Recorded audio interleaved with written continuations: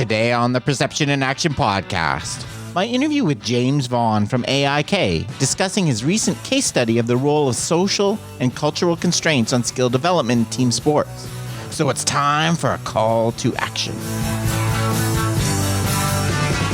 Hi, this is Rob Gray from Arizona State University. I've been on a now over 25-year journey as a researcher, professor, and high-performance consultant to understand how we acquire and adapt our perceptual motor skills.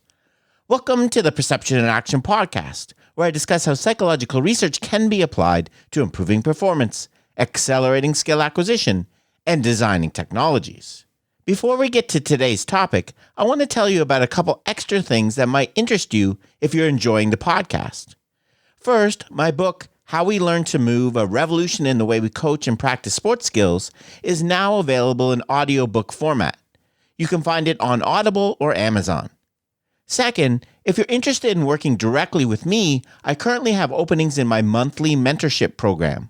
This includes monthly Zoom meetings, either one-on-one or with your staff, analysis of your practice designs, and a monthly group discussion with coaches and instructors from a range of different sports. To find out more, please go to patreon.com/perceptionaction. Now on to the show. My pleasure to welcome James Vaughn from AIK, who's been on the journal clubs and things before. Thanks for joining me, James. Thanks, Rob. It's nice to be back. So today what I wanted to do, why I wanted to have you on, is to talk about this recent paper you had come out in Frontiers, which kind of documents this really fascinating case study, you might call it, of looking at some of the constraints, in particular kind of social and cultural constraints that we don't really look at that much. We talk about them, but we don't really look at them in this level of detail, and particularly look at how they influence skill development. So we wanted to kind of dive into that paper. So can you tell us a little bit, the background and how this kind of came about, this study? Yeah, it actually came about, so it was part of my PhD study, which was really trying to look at and understand how culture, and if culture, shaped the way that people play sport, and in particular football. And during my PhD, I was specifically looking at the relationship to creativity. And looking to understand that. And as I went along that journey, I came across ecological approaches, which just seemed to make so much sense because they could account for the learning process. They could account for creativity, and also they were pretty clear they were also able to account for social and cultural constraints and where those fit in. So it was a pretty robust framework, if you like. And then I had the opportunity to talk to Keith Davids, and he came on as a supervisor, part of the great team of co-authors and supervisors that I had on this journey. And I really designed my PhD to go and study the culture I was most interested in. So I went to Barcelona. And I went there, and I was there for 12 months. And whilst I was there, I met the guys from AIK. They weren't currently at the club, but Dennis Fortin and Marco Sullivan. Then whilst I was there, just kept those relationships going. And I got to a kind of a tipping point over in Barcelona where I really wanted to get on the pitch a little bit more and become a little bit more immersed. And those opportunities weren't coming quickly enough. So I had the opportunity to go over to Stockholm and do a second case study there. And my girlfriend at the time, wife now, is from Stockholm. So it was a move that made sense. You satisfied your own personal constraints as well, right? Yeah, exactly. Right. Yeah. And at that time, AIK had made a pretty important decision to raise the age of selection in their academy. And then the question was, well, if we don't select players, what do we do with those players at those age groups? And Dennis Fortin asked me to come in and do this case study, which was really looking at understanding the environment and how it influences the players. So that's where this all started. Yeah. Yeah, and so when you're talking about like social and cultural constraints, maybe give it a little more. So, are we talking about the culture the coach creates for the team, the culture outside of the pitch in terms of where the country, kind of? Can you give us a little background of what you mean by social and cultural constraints? Yeah, sure. So you obviously it depends on how you view the environments, but kind of leaning on Brofenbrenner and his bioecological model, you've got macro environments, meso, exo, and then down to micro. And there's been some pretty good research done in and around athlete talent development environment, which is a really useful illustration of how an athlete is embedded and then influenced by different environments. And that basically just kind of looked at macro and micro, but it acknowledged the different cultures. So the study tried to show how sociocultural constraints can emerge at different levels, so from macro through to micro, but kind of how their influence kind of cascades through. Okay.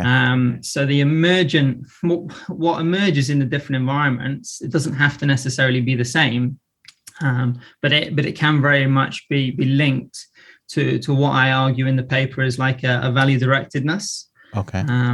Yeah. So I suppose, Rob, what I was trying to do is be a little bit clearer with sociocultural constraints and their influence on direct perception. So linking sociocultural constraints to responsiveness to affordances, which I kind of had to write a whole paper previously. Yes, I read that one. Yeah, lay those foundations before I could get to the case study. Yeah, and you brought in kind of ideas of skilled intentionality and things like that, like tied it up. Yeah, it's we got to recognize this is a really complicated interaction, right, between multiple levels. And so maybe like as an example, if you have a coach that really emphasizes defensive play, like that's would that be like a cultural constraint that's going to shape what I perceive, the affordances I perceive as a player?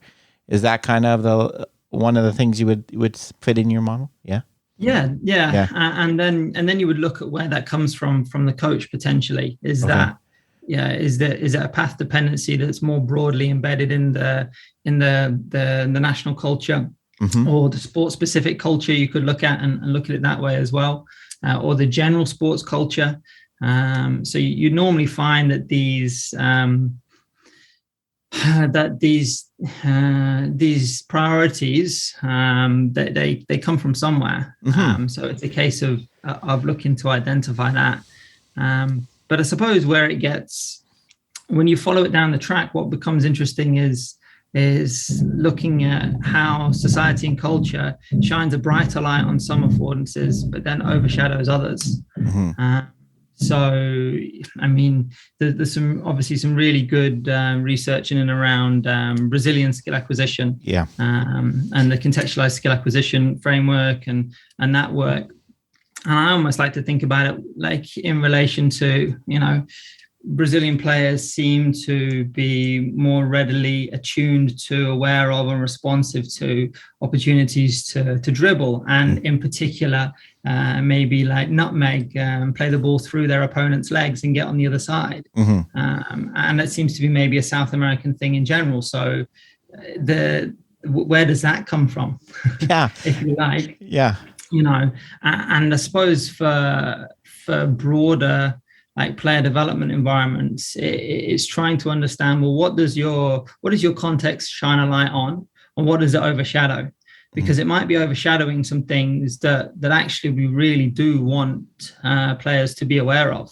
And I suppose that the general hypothesis is that, we see that society and culture, at least traditionally, has shaped different national playing styles in lots of different sports. And players from certain cultures and certain contexts have developed certain attributes as well, certain skill sets that seem to relate to the culture and the context. And so what does this mean kind of moving forward for player development environments? Well, it means there's some things we might want to amplify in the culture, and other aspects we might want to dampen. And yeah, sociocultural constraints, those for me are things that we need to be aware of, because they have such a fundamental influence on the other constraints that shape learning and development and skill. So the tasks that we engage with, and the environments from a physical point of view, material point of view, as well as social and cultural, and then the players themselves, the people involved. Yeah. No, I think that's really, and I think it kind of, for me, it fits with the whole ecological approach of, one of the things I always, when I'm talking with that what we want trying to do here is ask why. Why do you practice that? Try to get people to think about it. It doesn't mean you have to change or do anything different necessarily, but be aware of, why are we focusing defense? Where did this come from? What does it stem from? Yeah, I think that's a really good, and it's fascinating how it can stem from people's culture of what kind of behavior is acceptable in terms of how outgoing flamboyant, like Brazil versus Sweden is obviously a very big difference in terms of the general behavior. Yeah, definitely. And I think you can get into the micro examples in training design as well, which can be interesting. I mean, one of the ones that I've seen in a couple of different places is when players are playing, say, a possession game 2 versus 4, it's like generally called a rondo. Mm-hmm. It doesn't have directional goals, and the aim is just to keep possession or win possession. And I think in a lot of cultural contexts, what happens is you switch from being like either the 2 defenders or one of the 4 attackers. If you make a mistake as an attacker, that's how it's generally perceived. Mm-hmm. So if I make a mistake, I have to be a defender. So being a defender becomes this punishment. Yeah. Mm-hmm. Or and it doesn't have to be that the coach implicitly says anything like that, but the dynamics of the task within that cultural context kind of shine a light on that. So being aware of that, a coach can reshape the intentions experienced by the players and reshape it by going, well, I tell you what, everyone's going to defend for 90 seconds, and defenders score points when they touch the ball. It's 1. If they win the ball and dribble out of the square, it's 2. Off you go. And then the players will experience that quite differently. Their intentions are quite different. It's not, I'm defending because I made a mistake. It's, I'm defending, and defending is an opportunity to succeed. Mm-hmm. And I suppose where this paper tries to get into the weeds a little bit is that, how does that influence the way they perceive affordances?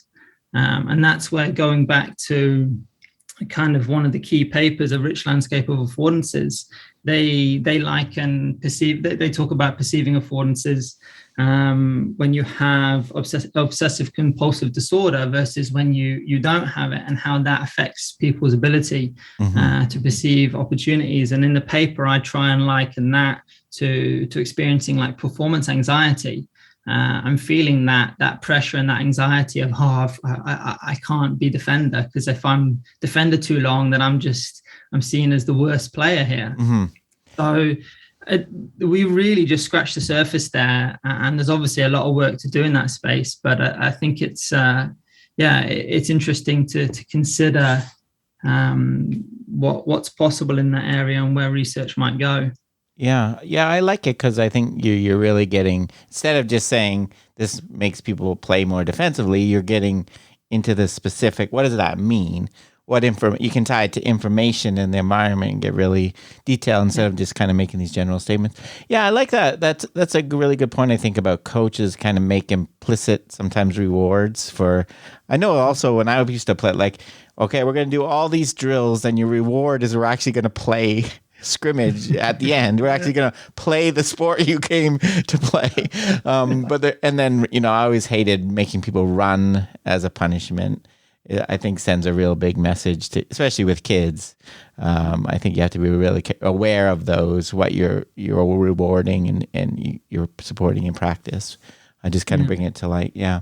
So so before we get into kind of more details, one of the things I that we talked about before, I really like about the study, you're again using, I think they called it the contextualized skill acquisition research. So you're diving right in and being embedded in the actual study, which I think it's really fascinating because it's so different than the way we're taught to do research, right? Being objective and staying back and observing without influencing at all. But can you talk a little bit about kind of your thoughts about this way to do skill acquisition research?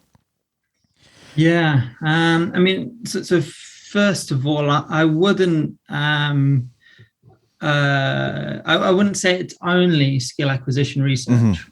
True. So one of the kind of unique things with the PhD was I was kind of given the freedom to kind of go into the environment and observe, and then I suppose try and remain like transdisciplinary. Mm-hmm. So obviously Carl Woods has been writing a series of papers recently to kind of really shine a light on the benefits of that, and I've tried to do that. And skill acquisition is obviously like just a really, really important part of player development, and often an underappreciated part of it. So that becomes like a focus in the paper, and also obviously ties into ecological dynamics and the way of understanding learning and development. But being immersed in the context is just it kind of, for me, it's always been fundamental. Mm-hmm. And it provides that layer of insight that is just so difficult to get anywhere else. And I mean, it's really arguable how, I mean, there's always a discussion about when you're doing something in a lab versus doing something in the natural environment, like just crossing that boundary and the limitations that come with that in both directions. I think it's still something that we're really discussing. Mm-hmm. But I suppose one of the keys is that I started looking at this really as a coach, and ideally to inform like coaching, and then more broadly player development and systems and structures. And so the way of doing this research, I think, is actually provides a lot of really useful tools for coaches in their day-to-day work.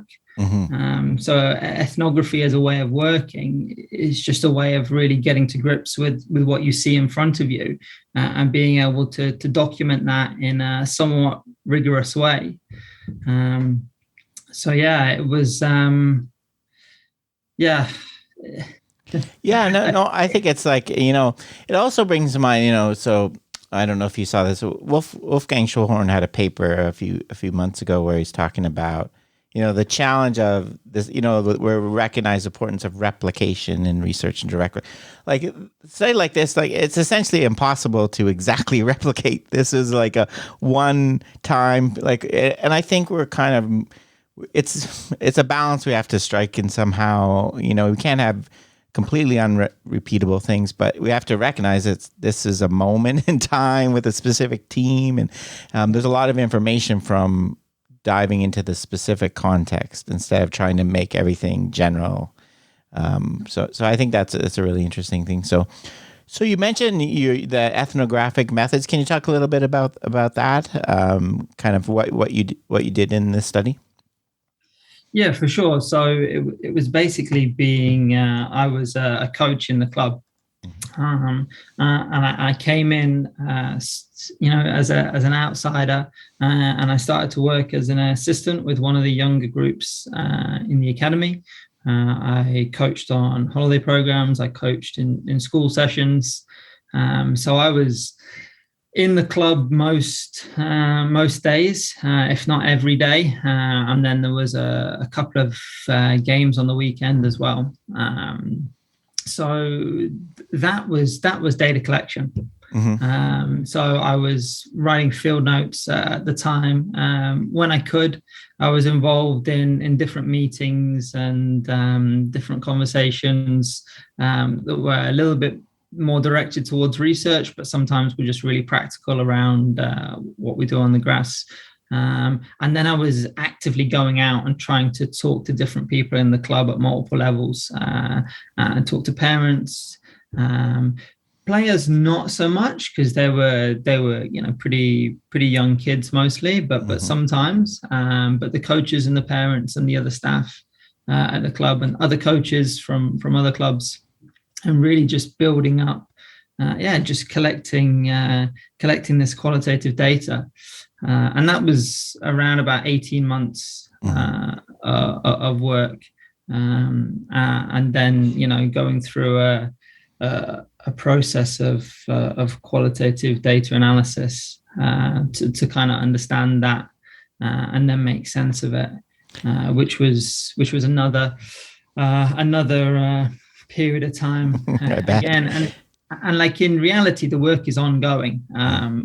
With Mark doing his PhD at the moment, and you kind of build a way of working in the club whereby you're essentially always trying to have these little mini experiments, and I suppose probe sense respond to the system using different interventions and things like that.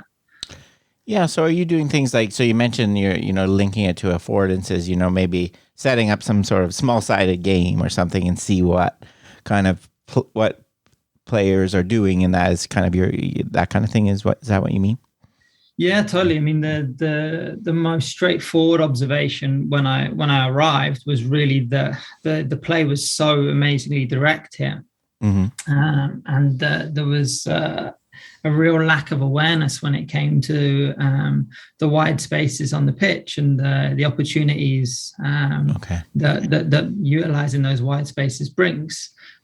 So in the language that we try and use at the club now, and the language of skilled intentions, we would say there wasn't really any opportunity or intention to play around the opposition. So it was, they weren't picking up that affordance. The affordances that come from those intentions and paying attention to those spaces and moving into those spaces. So we that was relatively quickly. It wasn't a case of waiting until the study was done, or the paper was published 5 years later. Right. That was like a conversation that happened with the coaches very, very quickly. And then, working on session designs that highlighted the value, shine a light on using wide spaces. Okay. And then sorry. Go ahead. No, I was going to say, in that process, then iterative, it just continues as you're doing your thing. And part of what you were trying to do is kind of link why is this the case? This, by understanding some of the other constraints and through the discussions. And I get, you're in part of your qualitative analysis, you're fitting it into these frameworks, kind of the comments and the from the interviews and things. Yeah, definitely. Yeah. So basically looking to create themes. And then what I tried to do was try and explain those themes in kind of two different ways, or a couple of different ways. But one was to write a narrative, which was like a fact-based fiction. So it was a fictional story, but it was based on the themes and the data that I collected over 18 months. So it's supplementary material for the paper. So it's out there, but it's obviously long. It's a bit of a bedtime story situation over a couple of months maybe. But the idea there was to show how the themes emerge over the course of a 12-hour day, and to foreground the emergence of particular themes.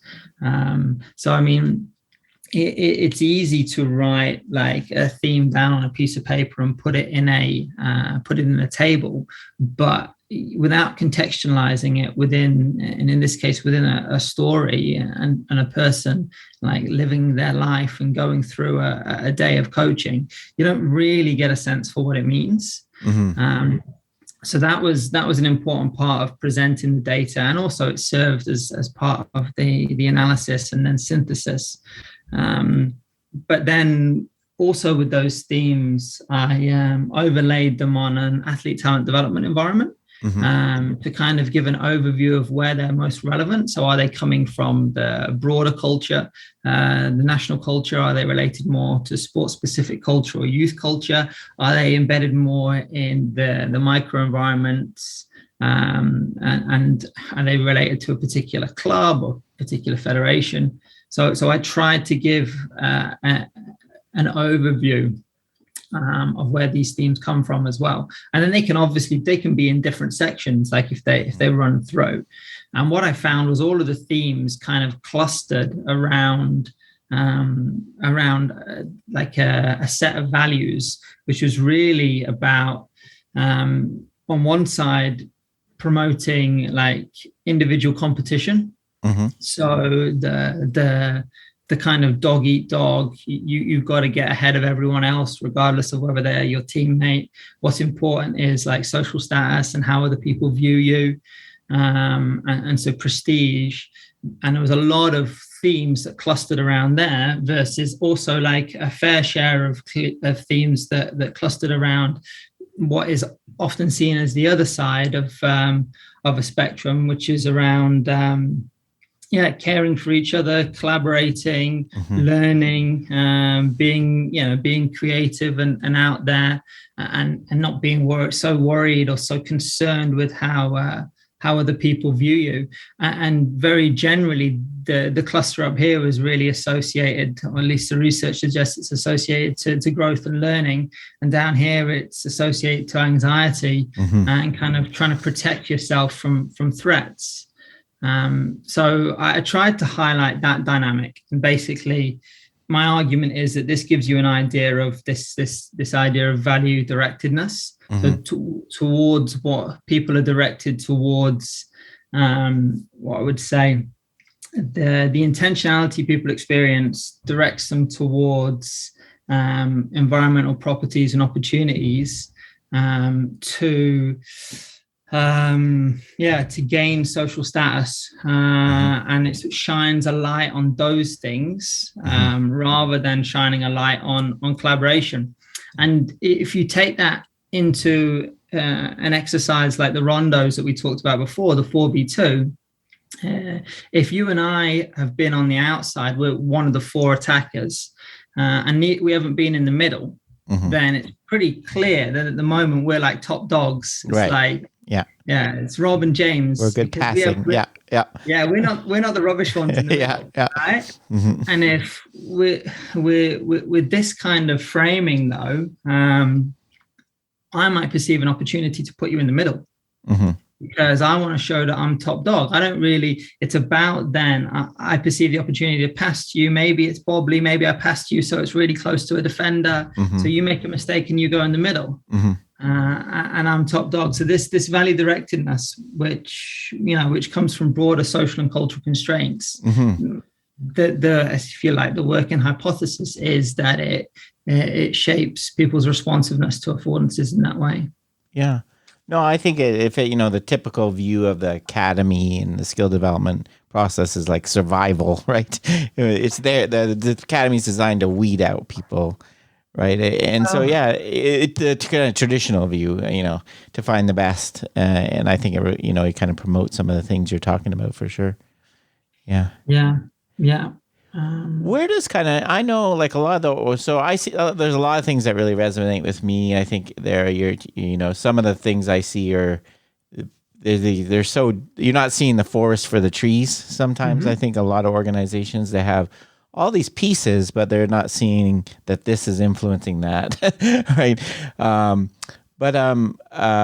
The other one, I think, when you're talking about the effect of the team, or the one I want to ask, a lot of I see teams and organizations now, they talk about having principles of play, Would that fit in that's kind of, would you put that as kind of a cultural, that's when, as at the team level, right? This is what we're going to emphasize.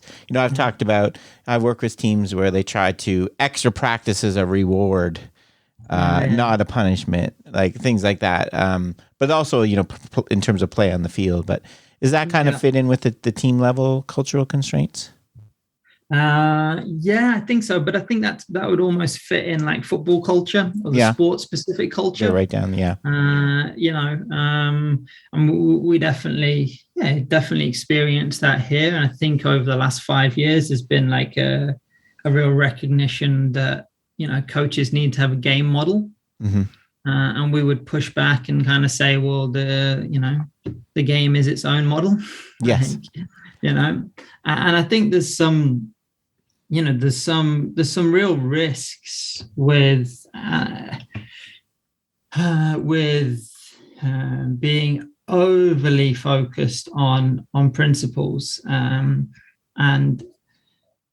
again, there's so much nuance in this because it really depends on the coach and how skilled they are at using these things and observing. But if we take one example, like.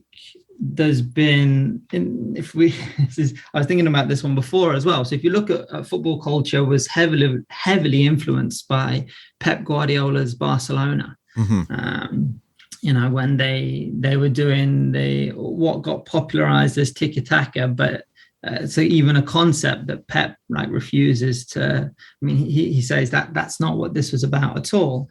But it shows that there's, even in that tension there, it shows there's a misunderstanding of often what people are trying to do. Like people adopt certain things, but as you say, maybe don't see the wood for the trees.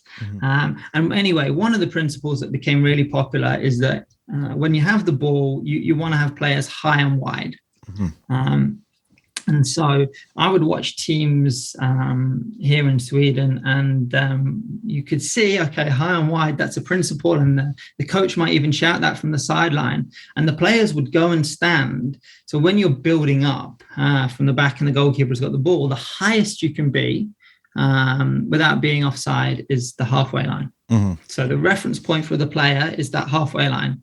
And then the widest you can be is obviously like the sideline. So they would go and stand in that position.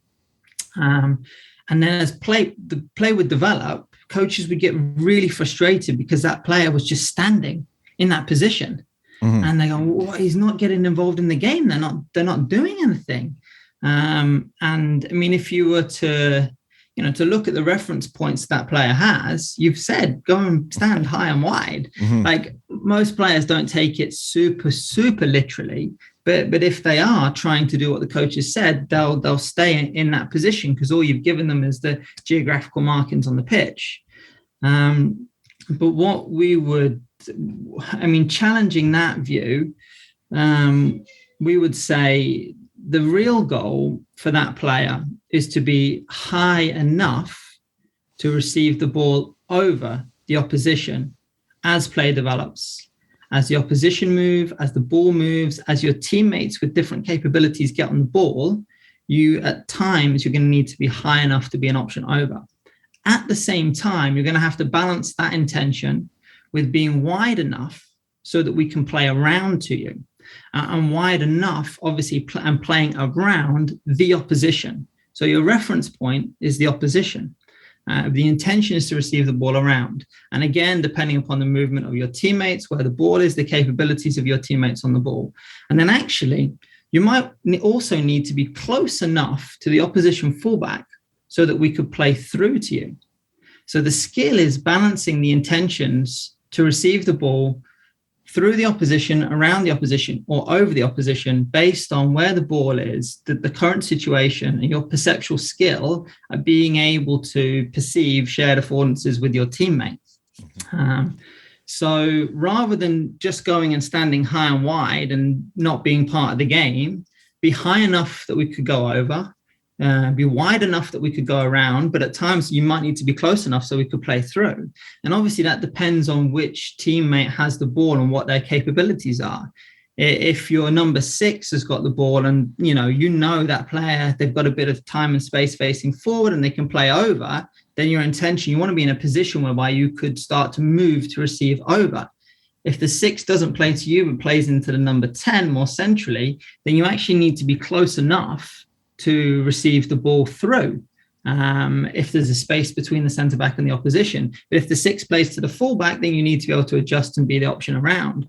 So continually balancing those intentions, that becomes the skill for us. Mm-hmm. And what's really important is that the intentions direct attention to information in the game, environmental properties in the game, the movements of opposition, the movements of teammates, the ball, and then your kind of really nuanced understanding of the capabilities of your teammates and the opposition in those moments. So we really aim then to go, this is local to global self-organization processes, so that the patterns that emerge, the patterns of play that emerge here, we know that they can adapt and we can break them and we can be potentially creative because they come in that direction. Whereas a more principled approach or a game model traditionally has been global to local. Mm-hmm. Yeah, no, I really like that example, James. I think it's a good, it shows that it highlights the difference between coaching with here's a rule or instruction. What you're doing is a tuning person to a lower order information, the distance from the sideline, and they're controlling their action. Whereas if you coach to direct to affordances and intentions, they'll learn to pick up way more complex information about spacing, which is what you actually need, right? Because you can't tell them, we can't identify the specific thing where you should be, and you'd have to have a whole laundry, complicated. When this happens, you have to be here. They need to learn to pick up the information themselves, right, and self-organize. So yeah, I think that's a great example. Coaching towards intentions and affordances rather than positions and plays. I think that's a great example of that. Yeah. And I think so. In terms of, you mentioned this kind of approach useful for coaches and applying this, I can already see some examples of this, but is a lot of it, kind of just giving a bit more thought analysis. Like you meant, I find the moment we've discussed the rondo, which I think people just run and don't even think about that. It's a drill. You just do it. But thinking about what my instructions, what the subtle, you can change the constraints of the rondo, what that values that's promoting. Is that kind of what you mean by the how coaches kind of can use this approach? Yeah, definitely. Yeah, definitely. And I mean, in a rondo, you're really balancing the intentions. When there's 2 defenders, you're really just balancing being able to play through them and around them. Mm-hmm. As you're receiving the ball, if you show the intention to play around them, then you're probably going to receive the ball with your back foot, which is a coaching point that most coaches will normally use. And you'll probably open up your body as you receive the ball to then play around. And I suppose what we would try and do is let that design a session whereby receiving on the back foot and having an open body position emerges from the session design, and then we might then drop in the intention to, can you be in a position and can you receive the ball so you can play around the opposition? Because my feeling, Rob, is that we need to help the players attune to the environment, not give them specific technical instructions. And obviously it depends on the players, and then there's a skill in moving up and down a spectrum of being more direct or less direct if players aren't discovering things for themselves. But we would, or I would especially, try and direct the player towards, well, if you want to receive around, what does that mean to you in this moment when the defenders are here? And I would like to see players constantly adjusting their positioning and their body profile and their movement, which again are three big coaching points that people, lots of principles within those areas that people would normally talk about. I mean, I would like players to be going, what I'm trying to receive through. So, and also maybe be able to receive around and over. So it's almost like they're being pulled by these intentions. It's like, the space over, the space around, and the space through. They're kind of like, they're caught in this tension between these three things. Mm-hmm. And what I hope you would see is a body profile and a position emerging from that maximizes the opportunity to receive the ball in those ways, and is constantly adaptive to the movement of the ball as it's moved from one player to another, and as defenders move in gaps and spaces shift. Mm-hmm. Does that make some sense? For sure. Yeah, I think it's something we neglect. Like, we focus on specific actions and specific affordances, but this overall intentionality, keeping affordances available and lining them with your attentions, I think is something we don't really think about. And it's so critical. That's what oftentimes I think it separates a really elite players. They just, whether it's scanning in football, whether it's scanning or your midfield or where you position yourself, subtle things. Yeah.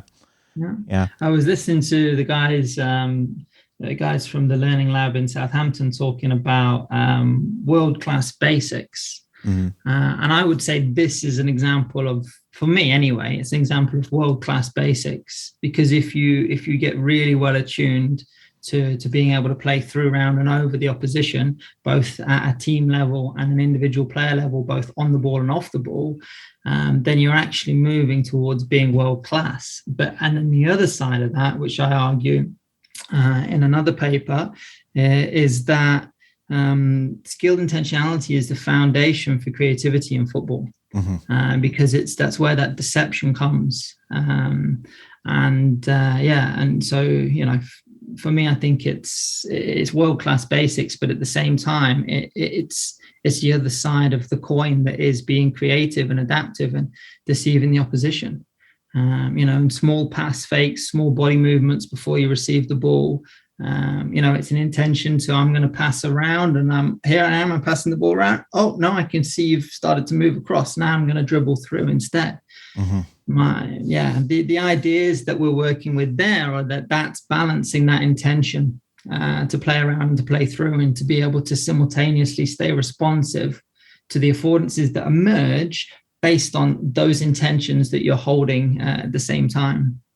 Yeah. And also, I think an important point here is, like, we tend to think of constraints when you're manipulating constraints as a coach. It's like very low level. Like, we think about how it's going to change your movement pattern, might amplify this information. But I think what you're showing here is it also can reflect your values, change people's intentions. Like, one of the things I try to do whenever I do a really crazy activity with where I want people to try something different, I do a thing where I carry a bunch of the balls around. So when it goes way out of play, I immediately put it back into play, because I don't want to be, you have to run and get the ball and it stops everything if you make a bad pass, because I want you to try crazy things in this activity. So little things like that, I find my value in that is I want you to explore and I want mistakes to be okay in this activity. So I don't want to anyway kind of curtail that by the kind of things I'm adding to So I think that's part, thinking about it at this higher level rather than just how can I make them receive the ball on a different side of the foot or pass. Yeah. Definitely. And I think an example of that we've been working with for the last wee while is really shining a light on the value in defending. Mm-hmm. Because I think broadly, like, the football culture is much more focused on attacking moments, mm-hmm. the goals and the assists. And I suppose many games are the same. And you probably argue that there's a media entertainment type constraint that comes in there, and again, people want to, in the context of this study, they want to stand out, they want to have social status. So if it's goals and assists and attacking moments that are valued, then people want to do that.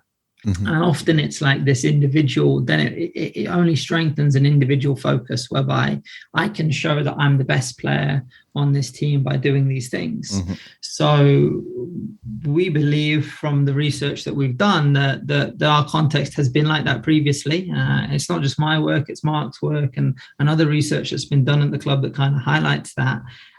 So by placing the value on defending, and in particular collaboration in defending, that we're really going, this game is at its very core about how you coordinate your movements with other people, mm-hmm. how you pay attention to other people, and how you make sure that together you stop that gap opening for the opposition to play through you. Mm-hmm. Or as you go to stop them playing around you, you bring your teammate with you so that you can't get played through. Right.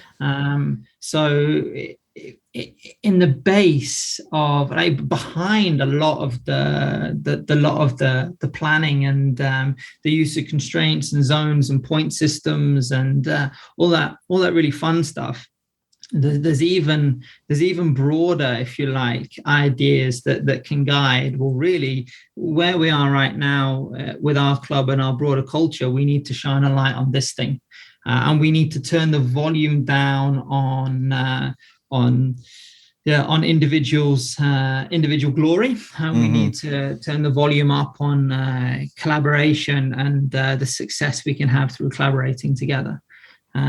So actually, when we talk about through, round and over, a lot of the time we spent more time working with the defenders, and working with different session designs, whereby it's like, well, you got to win the ball and stop the opposition playing through you, and again, there's a tension there between, well, if I go towards the ball, I'm creating gaps and spaces for them to play through.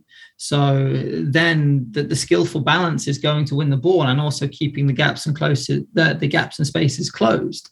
And to do that, I can't just look at the ball. I've got to look at my teammate. So suddenly my attention is directed to more than just the ball. It's my teammate, and my teammate, not just the ball, but to me. So we start to couple to each other and synchronize. And then obviously, when we become better at defending, the attackers have to become better. The co-adaption is so important there. So even if we're working on a session whereby we want to focus on an attacking aspect of the game, we might start by really working with the defense for a decent amount of time. And depending upon where the players are in their development journey, that might be working with the defense for weeks or months. Mm-hmm. So they become perceptually skilled. And then we can go, well, now they're good enough. We actually, the attackers have a proper challenge. Yeah.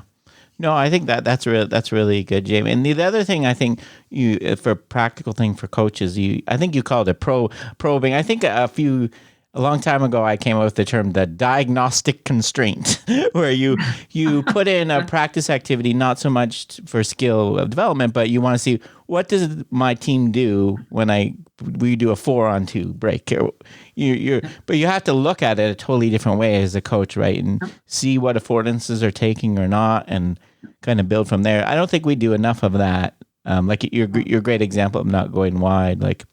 Yeah, just kind of evaluation and what are the opportunities they're taking or not taking? What are they seeing? Yeah, and a relevant couple of ones that we've played with over the course of the last 18 months would be just double points, double goal if you win the ball high and score. Mm-hmm. So do we actually then go and try and do that? Does the team try and do that? And how do they try and do that? And then on the other side, something that's emerging at the moment with some of our teams is like, are we aware of the opportunity to play over? Mm-hmm. Do we, and so, do we have people showing the intention to receive the ball over, so that there's the opportunity to play the ball over? So again, the diagnostic constraint or rule could be, if we score from over, it's worth 3. Mm-hmm. And then you just see where are they at in trying to find those opportunities. Yeah. No, I think that's a really valuable thing. Is there any kind of other thing you would, for coaches that kind of want to put this into play into their system, that you would, any points you would make? I think we covered that. I think you gave some great examples. Yeah. Yeah, no, I think just to really think about what you're saying to the players, the concepts or the principles that you're using, and are they directing those?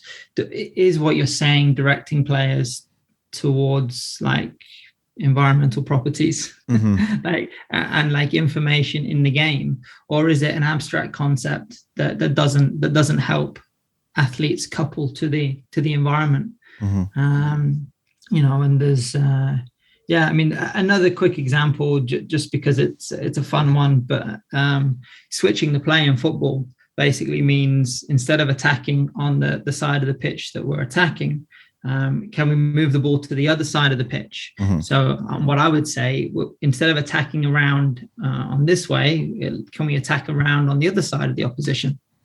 And when I was playing with all these ideas, maybe 2 years ago now, I was watching a game of football with my mum and my sister, and paused the video, and it was an opportunity. It was the exact moment where you would like switch the play. A coach would look at it and go, "Yeah, they need to switch the play."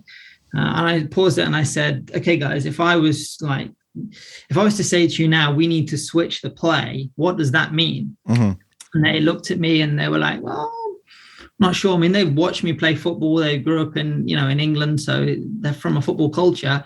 But they were like, "No, I'm not really so sure what that means." And then I said, "Okay, if I said we need to play around the opposition," well, they immediately pointed to the option to go and use the wide space on the other side of the pitch.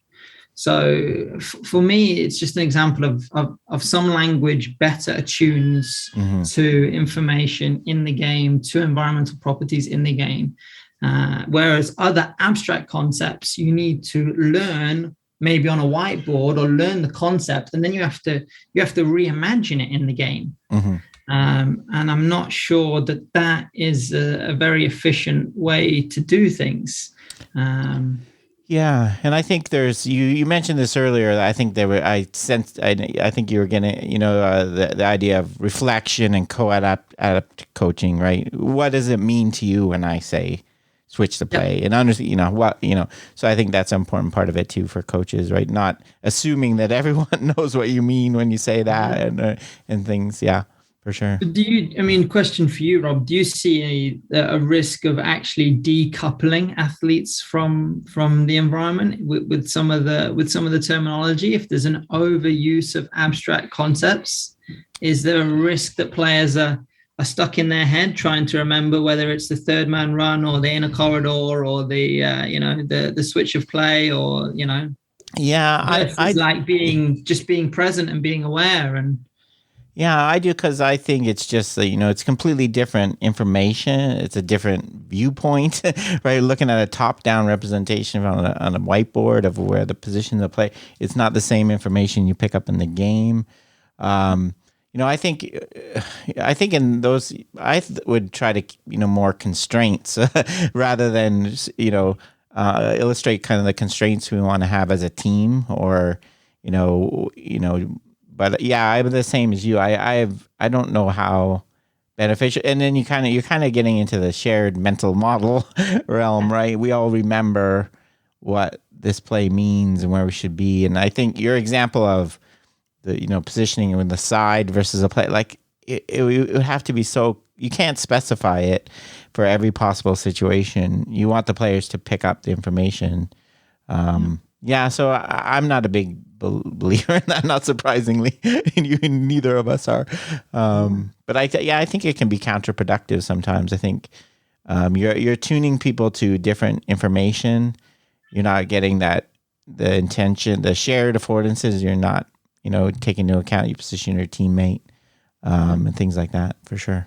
And I think there's an important point that if you want to call it knowledge about the game, so these more abstract concepts, they definitely can be useful for as coach language, and as coaches being able to talk about the game without standing watching it or being in an exact moment, in an exact situation.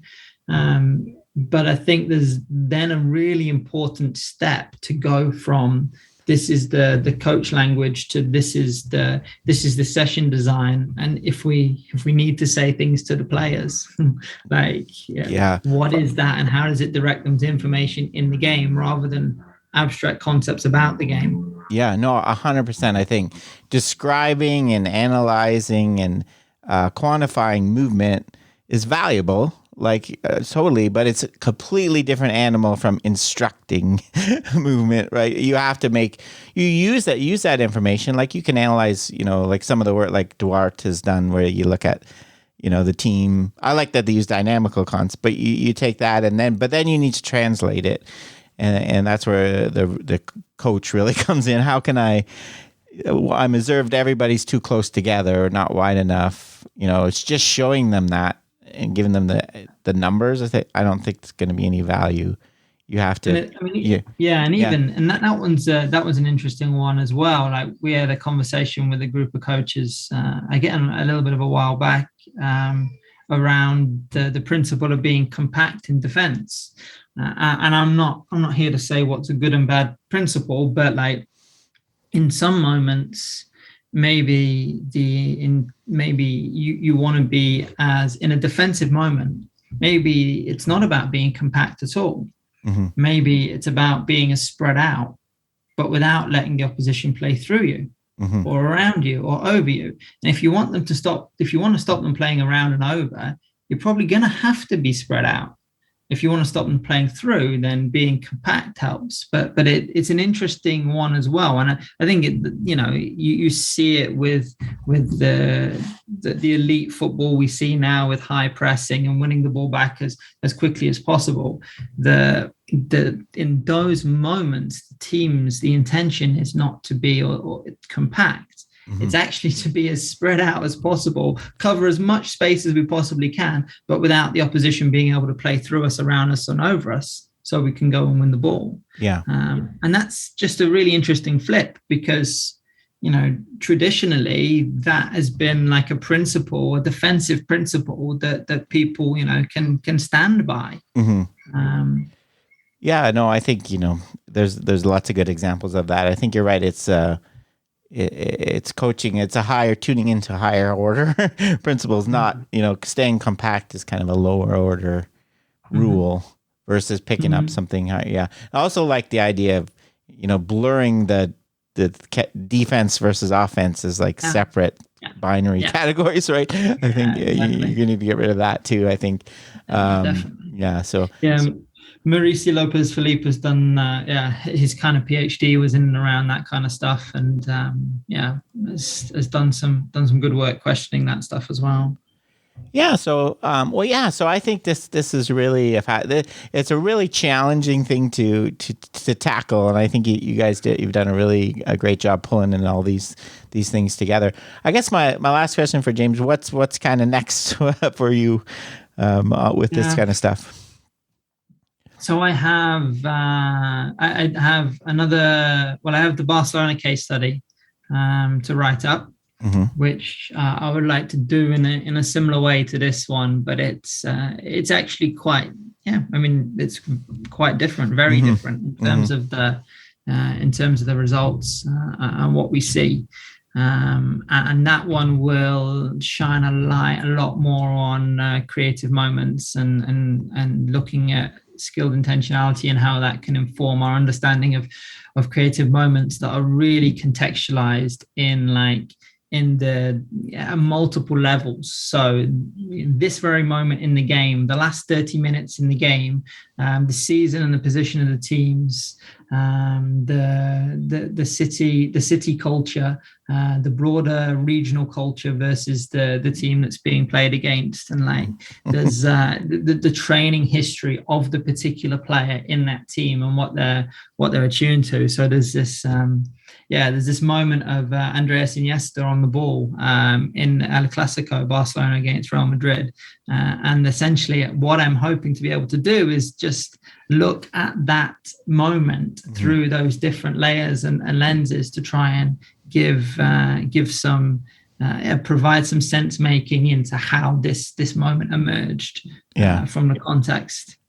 Yeah, no, that's really fascinating. I look forward to, I think you're, like I said, it's a really important to consider all these things instead of a simple analysis. So, well, thanks for joining me today, James. That was really, really fascinating. Thank you for having me, Rob. It was good fun. Okay, that's it for today's episode. Remember, you can contact me at robgray@asu.edu or follow me on Twitter at ShakyWeights. To find out more about the podcast, please check out perceptionaction.com. Finally, to support the podcast and receive bonus materials, including written transcripts, please head over to patreon.com/perceptionaction. This is Rob Gray from ASU. Cheers for now, and keep them coupled.